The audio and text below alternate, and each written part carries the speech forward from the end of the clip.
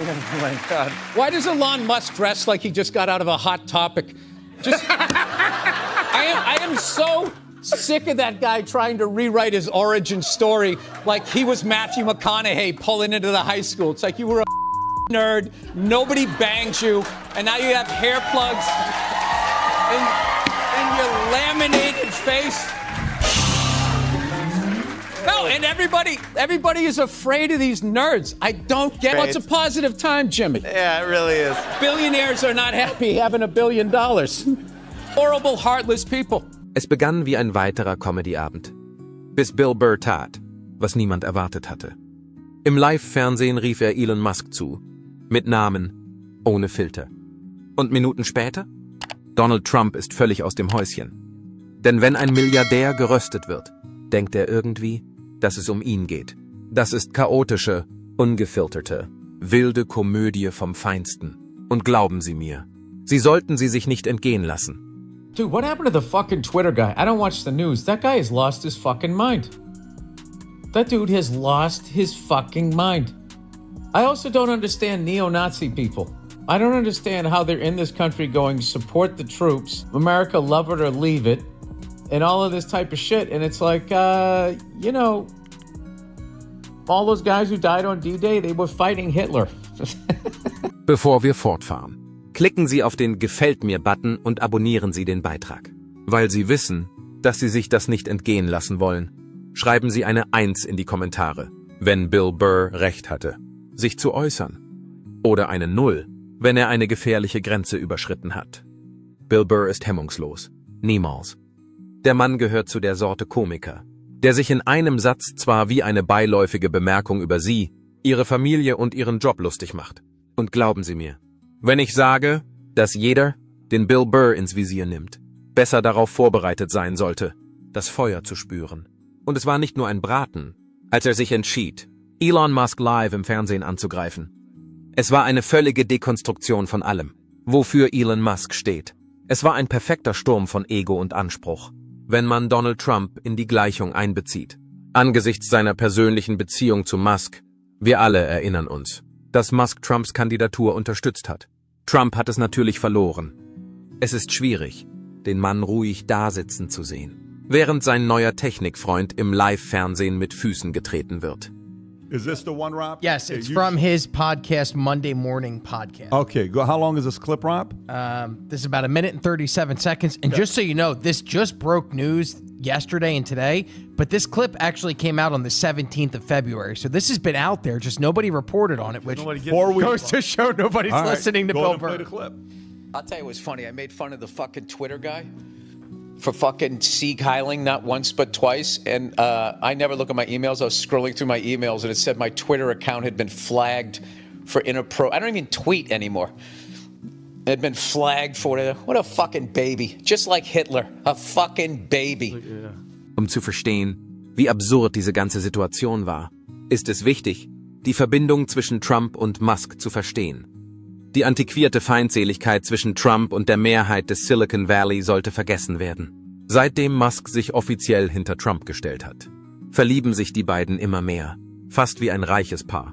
Musks offene Unterstützung. Trumps während seines gesamten Wahlkampfs ist bedeutsam. Es ging nicht nur um seine Spende, Musks. Teilnahme war ein Zeichen der Unterstützung für Trump und eine Hommage an die Tendenz der wohlhabenden Klasse, sich zusammenzuschließen. Musk hat mehr als nur eine Vorliebe für Trump. Er beteiligte sich aktiv und unterstützte in einigen Themen sogar Trumps politische Position. Musk nahm praktisch eine brennende Fackel und beleuchtete diesen Unterschied in einer Welt, in der Silicon Valley und Trumps politischer Stil normalerweise als unvereinbar angesehen werden. Amazing, but I also think he's got a big company to run, and so at some point he's going to be going back. He wants to. You want to keep him around? But I'd keep him as long as I could keep him. He's a very talented guy. We found numbers that nobody can even believe, like 400 billion, 500 billion. It could be close to $1 trillion by the time they end on different things. I will say he's got, despite the way he's been treated, so he's an American patriot. Given Trump's tendency to blow up relationships, how long do you think Elon Musk will last last. I don't think this bromance is going to go on too much longer. There was an interesting scene at the end of last week when Musk went over to the Pentagon, at least according to the New York Times, to get a briefing on the China war plans, which would be an incredible outrage if true. But Trump came out after the meeting very strongly and said he shouldn't see the war plans, and Musk may have conflicts of interest because of his business in China. That was an interesting shot across the bow by Trump. Mit seinem typischen sardonischen Humor ging Burr wie ein heißes Messer durch Butter auf Musk los und machte sich über alles lustig. Von seinem ständigen Highschool-Gehabe über seine Twitter-Spielereien bis hin zu seiner Neigung, Unternehmen mit kreativen Ideen zu gründen, die schneller zerfallen als ein billiges IKEA-Bücherregal. Musk wurde von Bill Burr dafür kritisiert, dass er ein Tech-Gott zu sein schien, während sein gesamter Charakter tatsächlich auf Unsinn und aufgegebenen Projekten basiert. Likely to still see the sort of Bill Burr perspective on economics, which is totally ignorant and, by the way, utterly hypocritical given the fact that he's a millionaire himself who makes money saying used to be funny things on TV. But here, for example, is Bill Burr going after Elon Musk. You're gonna leave the country because of one guy with dyed hair plugs and a laminated face who makes a bad car and has an obsolete social media platform? You're gonna leave this? Why doesn't he leave? Why isn't he stopped? What are we so afraid of this guy who can't fight his way out of a wet paper bag? Why do liberals just sit back and not? They have nothing. You got to speak up about it. You don't just go like, oh my God, what? Ich denke, wir alle haben die SpaceX-Starts miterlebt. Sie haben Raketen, ja. Wenn man jedoch bedenkt, wie oft sich Musks Initiativen verzögerten oder hinter den Erwartungen zurückblieben, entspricht sein selbsternannter Status als Zukunft der Menschheit einfach nicht der Realität. Ganz zu schweigen von der Gelegenheit, als Musk sein eigenes Fahrzeug in die Umlaufbahn schickte. Ja, denn genau das würde ein Visionär tun. What happens when you take off and it separates into stages? How does the first stage get reused? Well, have you seen how the Falcon 9 stages work, where they come back and land? No. You haven't seen that? Wow. So does it come down with parachutes? Does it, like, how does it land? No, it lands propulsively with the thrusters, with the engines. Really? Yeah. There it is. Yeah. Es war ein Lachanfall, als Bill Burr Musks gesamte Marke gekonnt analysierte, bis es nicht mehr der Fall war. Wie jeder weiß, mag Donald Trump niemande, insbesondere Bill Burr, der sich über seinen goldjungen Musk lustig macht. Die gesamte Gruppe brach in Gelächter aus über Burrs brutale Kritik an Musks Ego, sein seltsames Verhalten und seine Pannen auf Twitter. Für Trump war es jedoch alles andere als amüsant. Es waren nicht nur die Witze. Burr enthüllte Musks wahre Persönlichkeit und zerstörte die brillante Persönlichkeit des Tech-Tycoons, an deren Kultivierung Trump so hart gearbeitet hatte. Als das Lachen aufhörte, begann sich ein düstererer Unterton zu bemerkbar zu machen. Denn Musks Rösten war nicht das einzige, was Trump im Herzen lag. Sein Überleben stand auf dem Spiel. These days more than usual. Nerds. Yeah. The nerds that own the politician. All these tech nerds that want to build robots because they don't know how to talk to hot women. Yeah. They're gonna take over the world. Gemeinsam haben Trump und Musk viel erlebt. Spenden und ein paar zufriedene Twitter-Empfehlungen sind nicht die einzige Grundlage ihrer Verbindung. Es ist intim, wirklich intim. Musk war nicht einfach ein zufälliger Milliardär aus dem Silicon Valley, der zu Trumps Wahlkampf beitrug. Nein, Musk gehörte zu den wenigen Mächtigen, die bereit waren, Trump, den ultimativen Außenseiter im Bereich der traditionellen Politik, offen zu unterstützen. Und das war nicht nur eine politische Befürwortung. Vielmehr handelte es sich um eine vollwertige Zusammenarbeit, eine implizite Vereinbarung, dass Musk Trump im Gegenzug für ein gewisses Maß an Macht oder eine Rolle bei der künftigen technologiegetriebenen Transformation des Landes unterstützen würde. We're going to also slash something else, the waste in our bloated federal bureaucracy. We will create the new Department of Government Efficiency, headed by a gentleman named Elon Musk, who's here someplace. I don't know where the hell he is. He's here someplace.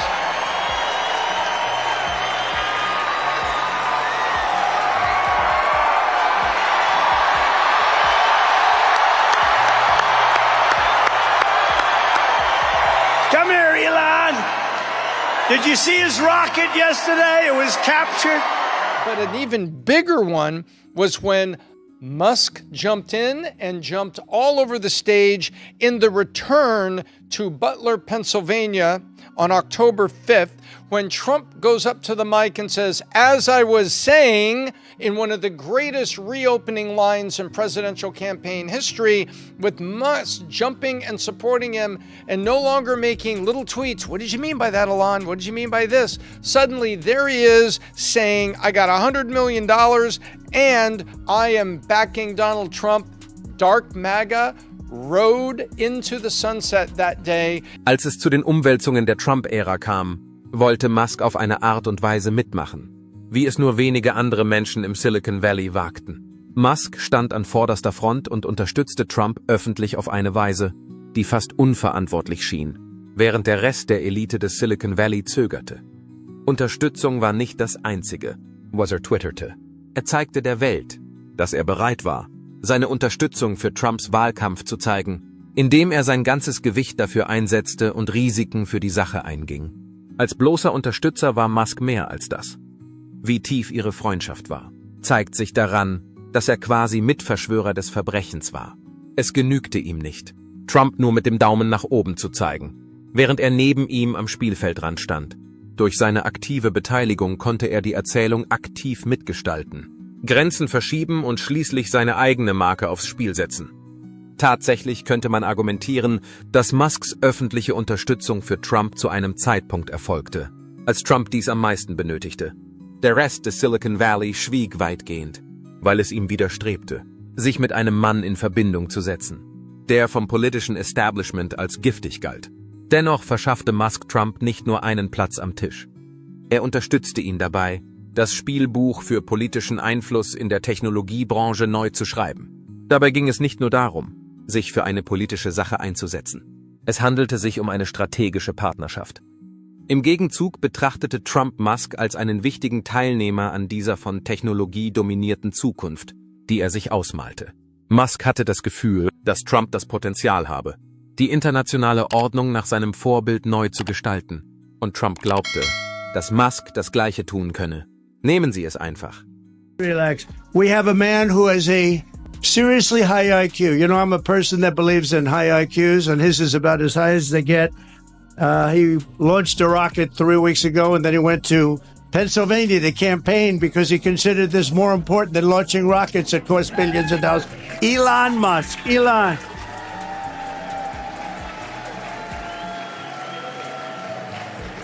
What a job. What a job he does. And he happens to be a really good guy. You know, he likes this place. I can't get him out of here. He just likes this place. Elon Musk!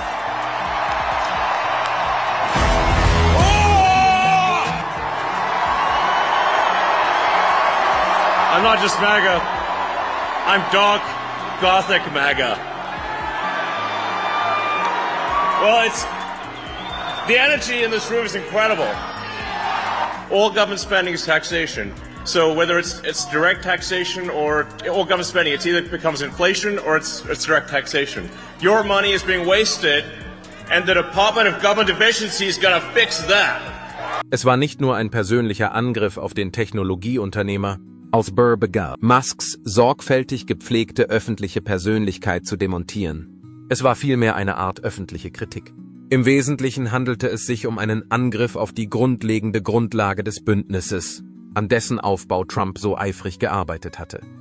Dies galt insbesondere für jemanden wie Bill Burr, der kein Problem damit hatte, die Lücken in Musks überlebensgroßer Persönlichkeit aufzudecken. Trump konnte den Gedanken nicht ertragen, dass sein goldenes Kind öffentlich gestürzt würde, insbesondere von jemandem wie Burr.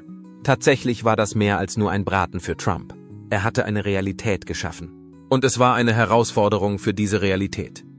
Burr versuchte nicht nur, Musk zu untergraben. Er stellte eine Herausforderung für die grundlegende Grundlage dar, auf der Trumps Ansatz aufbaute. Und das konnte Trump in keiner Weise tolerieren. Stellen Sie sich diese Situation für einen Moment vor. Stellen Sie sich vor, Sie wären Donald Trump, ein Mann, dessen Ego so zerbrechlich ist wie eine Vase aus Porzellan.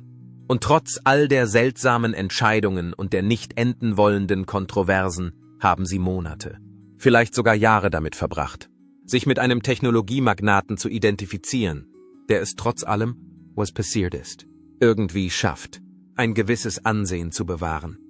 Es stellte sich heraus, dass es Elon Musk war, weil er der einzige Tech-Magnat war, der bereit war, Trump offen zu unterstützen und sich gleichzeitig mit Raumfahrt und Elektroautos beschäftigte. Entwickelten die Medien eine starke Zuneigung zu ihm. So wie Trumps Haare mit seiner seltsamen Wahrnehmung der Realität verbunden sind, so war auch Musks Image mit dem von Trump verknüpft. Trump konnte Musk als Symbol des Intellektualismus nutzen, um zu zeigen, dass seine Pläne mehr als nur Chaos waren. Musk wurde zum Symbol des Intellektualismus. Ihr Ansatz war neuartig und einzigartig. Dies war eine Diskussion über die Zukunft. Musks Einfluss trug dazu bei, Trumps Kampagne einen Anschein von Legitimität zu verleihen, auch wenn sie nur auf Gepolter und Bombast beruhte. Trumps Anhänger, seine Bases, hatten keine Ahnung, was tatsächlich hinter den Kulissen geschah.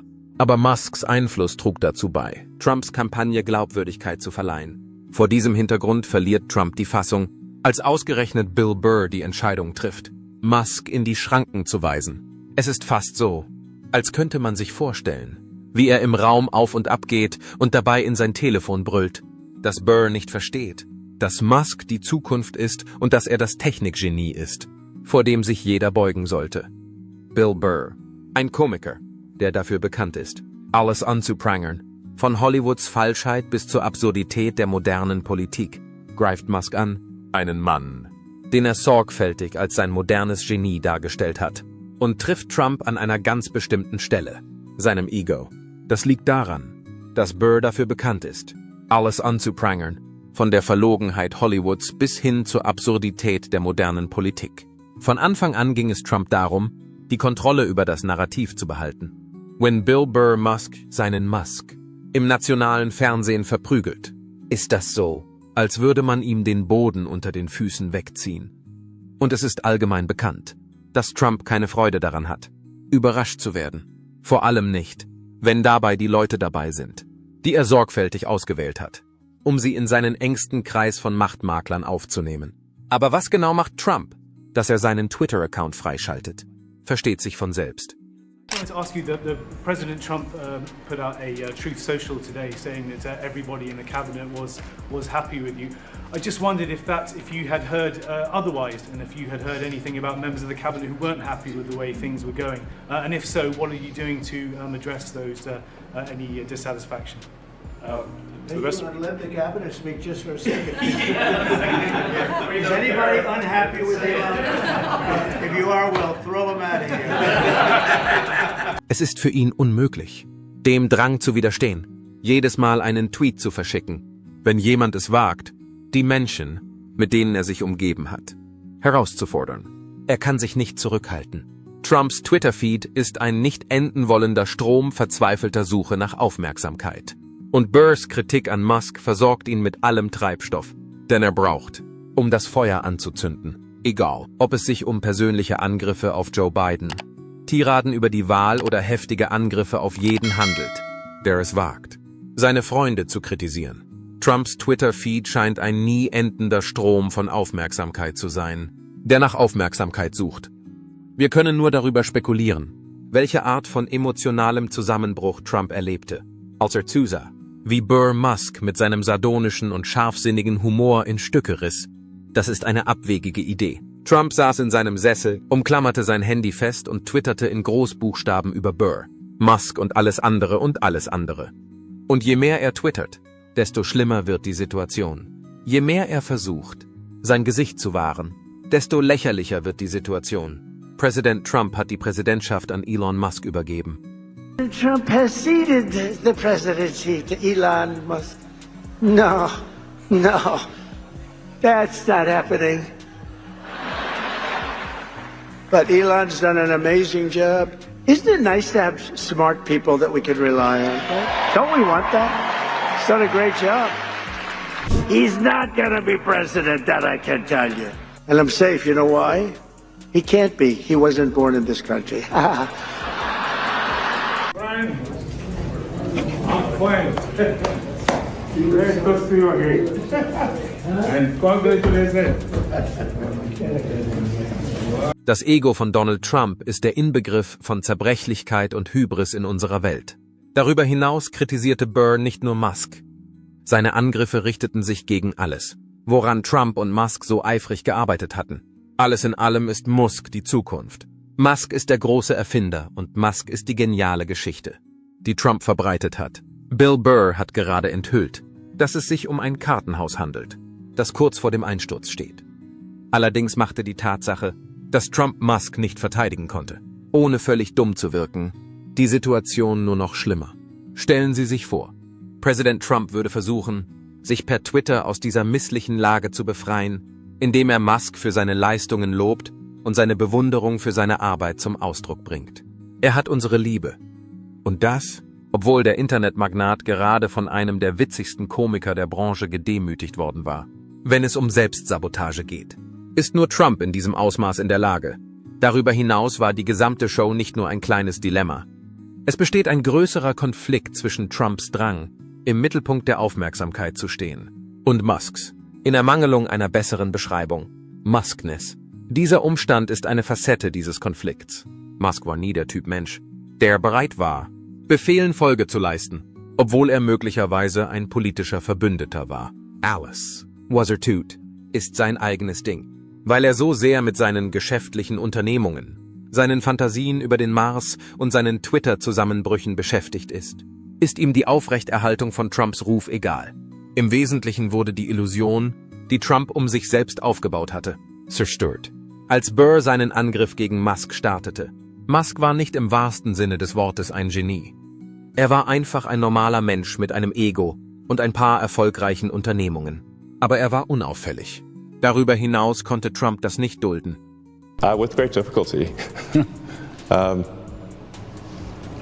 That idiot Elon Musk.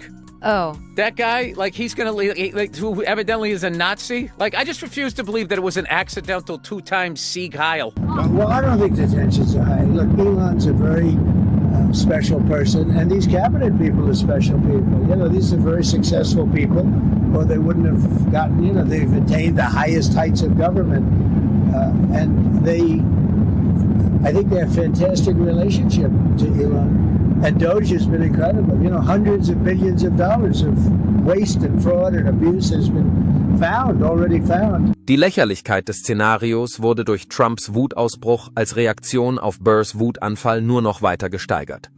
In diesem Szenario ist ein Komiker derjenige, der einen reichen Technologiemagnaten zu Fall bringt, der die Menschheit retten soll, indem er Raketen und Elektroautos entwickelt. Trump, der Mann, der behauptet, der Anführer der freien Welt zu sein, verliert auf Twitter die Fassung, weil sein liebster milliardenschwerer Kumpel durch den Dreck gezogen wird. Und dann ist da noch Trump, der Twitter nutzt, um seiner Frustration Ausdruck zu verleihen. Was ist der nächste Schritt? Den Trump beschließt, er macht einen Doppelschritt. Das Einzige, wozu Trump absolut in der Lage ist, Öl ins Feuer zu gießen, ist absolut besser als alles andere. Wenn darüber hinaus Musks Ruf durch das Feuer zerstört wird, dann ist es Trump, der das Streichholz selbst anzündet. Die Tatsache, dass Musk von Bill Burr geröstet wird, ist nicht das Einzige, was Trump deswegen als beleidigend empfindet. Es besteht die grundsätzliche Sorge, dass Musk möglicherweise nicht der Retter ist, als den Trump ihn dargestellt hat. Das ist die Sorge, die unter der Oberfläche liegt. Sollte Musk scheitern, würde auch ein Teil der Fantasie scheitern, an deren Verkauf Trump so eifrig gearbeitet hat. Damit Trump weiterhin diese überlebensgroße Figur bleibt, muss Musk weiterhin der Typ Mann sein, der niemals etwas falsch machen kann. Um das Ganze noch schlimmer zu machen, verlor Trump nicht nur sein Gesicht, sondern auch die Kontrolle über die Situation, als Burr sich dieses Bild aneignete und es völlig verzerrte. Die Tatsache, dass der Twitter-Typ nicht einmal von hier ist, sondern aus Südafrika. Er kommt in dieses Land und will es in eine Diktatur verwandeln. Er ist nicht der Meinung, dass wir Demokratie verdienen. Können Sie sich das vorstellen? In ein anderes Land gehen und einfach entscheiden. Tja, wissen Sie was? Ich werde diese Regierungsform ändern, weil ich mich entschieden habe. Es macht ihm nichts aus, unter einer Diktatur zu leben, solange er auf der guten Seite steht. Verdammte Fotze mit laminiertem Gesicht! Die Tatsache, dass Bill Burr weiterhin die Debatte über Musk dominiert, versetzt Musk nicht nur in Aufregung, es versetzt Trump auch in einen Zustand der Verwirrung. Man kann fast sehen, wie Trumps Finger auf Twitter zwanghaft zucken, während er dringend versucht, eine Antwort zu formulieren, die nicht wie ein Wutanfall eines kleinen Kindes wirkt, das verärgert ist, weil es nicht bekommen hat, was es wollte. Die Widerhaken von Burr sind messerscharf und landen punktgenau. Je mehr Burr Musks gesamten Personenkult demontiert, desto mehr entsteht das Gefühl, dass Trumps gesamtes Universum aus den Fugen gerät. Es ist, als würde man Zeuge werden, wie zwei riesige Egos gegeneinander antreten. Und keines von beiden kann dem Druck standhalten. Die Tatsache, dass Burrs Takedowns so unglaublich lustig sind, macht es so viel unterhaltsamer.